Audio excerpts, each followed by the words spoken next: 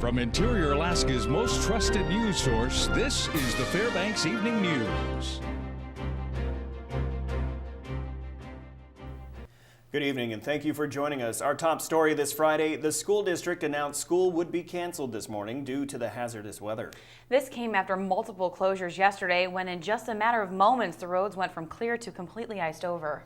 Now the warm temperatures are supposed to stick around and Fairbanks Police Department says motorists should remain cautious. The interior has seen some very unseasonable weather in the past few days. Warm temperatures coupled with rain yesterday made for some treacherous driving conditions. The conditions were horrible in the morning. A lot of ice, very slick. Intersections were bad, happened very quickly. It was icy conditions such as these that left hundreds of interior motorists stranded on the side of the road yesterday. Areas on Badger Road saw buses pulled over as they couldn't proceed, and areas such as Chena Ridge were closed down due to the treacherous driving conditions. Drivers were actually very cautious, which was good. They took their time. We had actually very few calls for any kind of car accidents. We did have some cars in the ditch, stuck in different places. Exits of parking lots were causing some problems for some people, but actually overall it wasn't bad. The unseasonably warm temperatures are set to continue into the weekend, and Fairbanks Police Department said drivers need to remember a few things. Give yourself plenty of time to get to wherever you need to be. Anticipate slow drivers. Watch for people. There are a lot of people who are driving cautiously. There are a lot of very nervous drivers out there right now, so they are really taking it easy. So just don't be rushed. Take your time. Get to where you need to be safely. While it is their job to get to the scene quickly, even the police officers themselves use caution in the dangerous conditions that we've seen the past 2 days. Teach your officers, slow down. Take your time. Sometimes it's a lot faster for us to go without lights and sirens than to throw those on, and then everybody gets a little panicked. So we're doing the same thing. We're taking our time. We need to get there safely. Stephanie Woodard, News Center 11. Because of today's cancellation, officials at the school district have asked the Commissioner of Education and Early Development to grant a waiver day to avoid adding an extra day of school after Memorial Day. State law requires 180 classroom days. The district has already changed the calendar to make 3 in-service days school days. Adding any more days to make up for the weather will require students to come back to school on the Tuesday after the holiday. The district will be submitting a letter to the commissioner to officially request the waiver. Superintendent Pete Lewis says that the days will be requested in reference to the first cancellation of the school year when multiple states of disaster were proclaimed in the borough.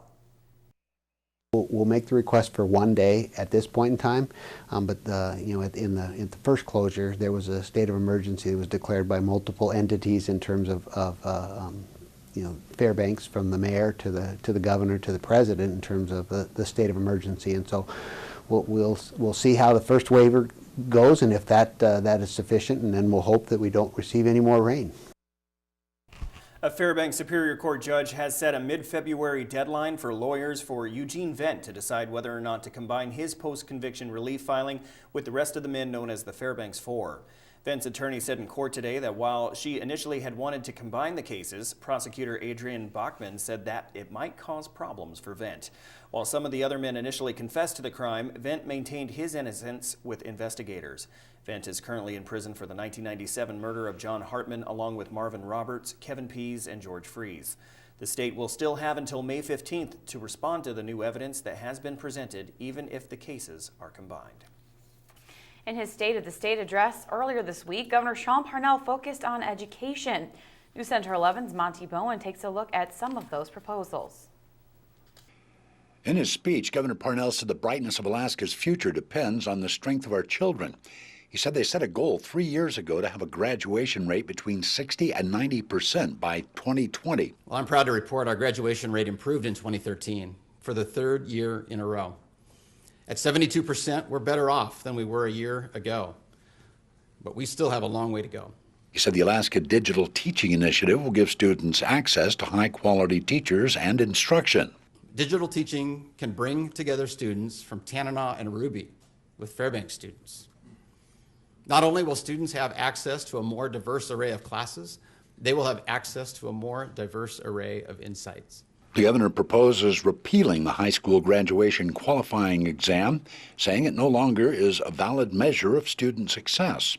In its place, I propose a high school student take either the SAT, the ACT, or Work Keys test within 2 years of their expected graduation date. The first test they would take would be at state expense. He said students also need to be able to choose a technical education. I say we must improve career and technical programs by expanding dual credit options for both high school graduation and certification in a career field. The governor said parents need more rights to decide where their child goes to school, whether it be public, charter, or religious. It's time we allow parents some recourse when a district denies their freedom to create the best education for their child. We'll hear from local education officials Monday about the governor's proposals. Monty Bowen, News Center 11. Alaska's seasonally adjusted unemployment rate was 6.4% in December. The comparable national rate was 6.7%, making it the 62nd month in the row the state's rate is lower. The North Slope Borough, had the lowest rate in the state at 3.9%. The Hoona-Angoon census area in southeast Alaska had the highest rate in December at 21.3%. The rate in Fairbanks increased by 0.1% in December to 5.4%. All right, well, Mike Schultz is joining us for our first look at weather on this crazy day. Mike, what's going on? Not as crazy as it was yesterday, thank goodness. And the good news is it looks like it's going to get better for the weekend. And by the way, we are 13 degrees on the average warmer than we should be for this time of year. So we're looking at maybe a record-breaking January. Latest satellite and radar, as you can see here, are looking at all the moisture just about moving out of the picture off to the east. So looks like things are looking pretty good for tomorrow. Just mainly some high clouds. That's about it. But no real storminess situation. And no, looks like freezing rain at all in the cards for at least the next 5 or 6 days. And beyond that, temperatures will continue to be quite mild. In the lower 48, it is ice. Well, it's an ice storm actually in New Orleans. We'll tell you all about that and all the weather in just a little bit. Daryl, Stephanie? Crazy weather's everywhere. It is. That's just nuts. All right, when we come back, a NEAT event is being held tomorrow for kids. Neat. And also, how is the strange weather affecting crops? We have that answer. Stay with us. Welcome back to the Fairbanks Evening News. 2 senators plan to introduce legislation that would bar state officials and agencies from helping the National Security Agency secretly eavesdrop on Alaskans' private communications without a warrant. Now, the bill from Senators Bill Wielechowski and John Coghill would also apply to corporate contractors. Wielechowski said widespread indiscriminate information gathering by government agencies violates the Fourth Amendment to the U.S. Constitution. Coghill says the bill would ensure that Alaska does not participate in behavior that endangers our most basic and essential rights.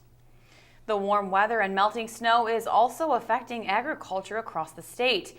Peony farmers in Wasilla say they're worried that recent warm weather will damage their crops. The popular perennial flower requires at least 10 inches of snow to insulate the roots during the winter. Luckily, peony farmers in the interior have enough snow to protect the plant. The owner of North Pole Peonies, Ron Illingworth, says interior weather is usually better for growing. Last year, he lost 1% of his crop, while some farmers near Anchorage lost 20%. We're okay, we think. I mean, you know, everything is buried under the snow, and we still have adequate snow cover. But if this weather were to continue and melt down, and then we got some severe cold, we would probably be experiencing some real problems then, yes. Tomorrow's first Winter Wonderland Ball is a chance for Fairbanks kids to show off new skills and socialize. During the past 2 months, 14 kids spent their weekends learning how to waltz and good table etiquette as well. They also learned how to fill out job applications and succeed in interviews. Now, organizers wanted to teach the group important skills for their future while having fun. The event starts at 7 p.m. tomorrow at Wedgwood Resort and will feature food, music, and dancing. Tickets are $20 per person or $35 per couple.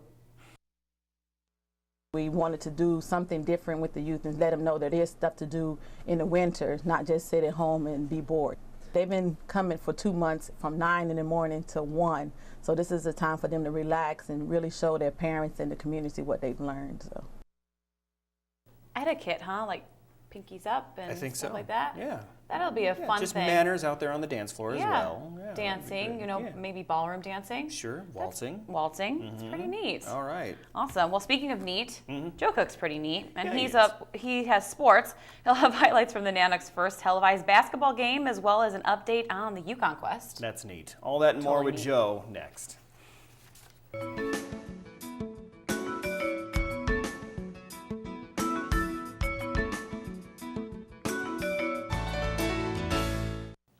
Welcome back, Interior Sports fans. Let's get your weekend started with sports. Last night, the Alaska men's basketball team went into a hostile environment on the road and played on live TV, and I think they liked it. It was all Nanooks in this one against St. Martin. Stefan Tietze was on fire, hitting threes, including one to end the shot clock. He had a game-high 18 points, hitting 4 trays. But coming up, this was probably the play of the game. Evan Coulter, he led the Saints with 13 points, but not here. Andrew Kelly with the emphatic block. Then Sergei Putsar gets fancy, going behind the back to Ronnie Baker, who finishes the nice play. The Nooks were up 14 after that, and they go all out on defense, winning 64-47 over the Saints. Those 47 points allowed was the best ever for a road game in Alaska's 13 years in the GNAC. Andrew Kelly had a line with 12 points, 9 boards, and 4 steals. The Nanooks are now in a 3-way tie for first in the conference with a 6-2 record. Alaska is hot right now, winning seven of their last 8, 4 in a row, and second straight road win. Now they journey to Western Oregon on Saturday. Batista talks about the Nanooks' big night.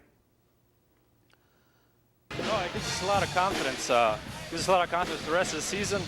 We got one more game at Western Oregon to end the first half of the GNAC, but this is a great win. Like you said, second one in a row straight. We've been playing good at home, and this is a great win for us. Just look at what the defense gives us. You know, every single one of us can do a little bit of everything, so I wouldn't just limit myself with shooting. Tonight we just had a lot of open shots, and we took them. I made a few, and I hope that made a difference. You know, we held them to 47 points, and that was another big thing, so it was not just shooting. The Nanook women's basketball team put themselves in a position to win in their road game against the clan of Simon Fraser last night. The Nanooks opened the game on a 19-3 run. Nice start there. Jordan Wilson with the putback here. She had 16 points and 6 boards, but the clan would rally. The charge was led by Erin Chambers. She had a game-high 30 points, and she had 20 in the second half.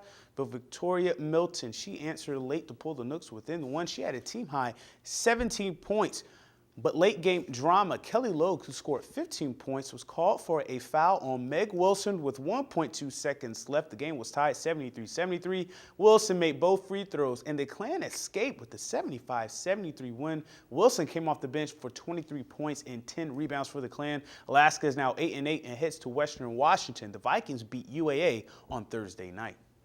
Now let's talk some Yukon Quest, one of, if not the biggest dog mushing event in Fairbanks. 1,000-mile race from Fairbanks to Whitehorse starts in Fairbanks in about a week. You can get in on the fun with the starter program. You can bid on a musher, and if you win, you can go on the trail with your musher for the first mile and a half of the quest. To find out more, just go to the Yukon Quest website. The bidding ends tomorrow at 5 o'clock. This year's field, however, is the smallest ever, just 18 mushers. Alan Moore, the defending champ, is back, as well as Hugh Neff, last year's runner-up. The purse this year is $115,000, which is $15,000 more than last year. The best purse was $150,000 as part of the Quest purse. However, the Yukon 300, which starts at 3 o'clock right after the Quest start, has a loaded field of 17 mushers signed up for the 300-mile race. 8 finished in 2012. The Yukon Quest starts at 11 a.m. on February 1st. Downtown Fairbanks. Lots of high school sports cancellations with the road conditions, but what's going on here for the weekend in sports? Well, at the Patty Center pool, the Alaska women's swimming team will be having their last home meet of the year, taking on Cal Baptist tonight at 6 and Saturday at noon. The Nanook hockey team will be having their series against Bemidji State tonight and tomorrow at 7:07 in the Carlson Center. And catch the Alaska women's hockey team on Saturday against the University of Delaware at the Carlson at 3 p.m. before the men's team, and that game is free. It's the first women's college hockey series in the state of Alaska. And the Chili Buns Run at UAF is a go. Interesting name there. It starts at 10 a.m. tomorrow morning at the UAF Bus Center, and it's a 6.5-mile race. It's a free race. You have a chance to win prizes as well. Lastly, tonight, we have the play of the week, and we go to the Big Dipper.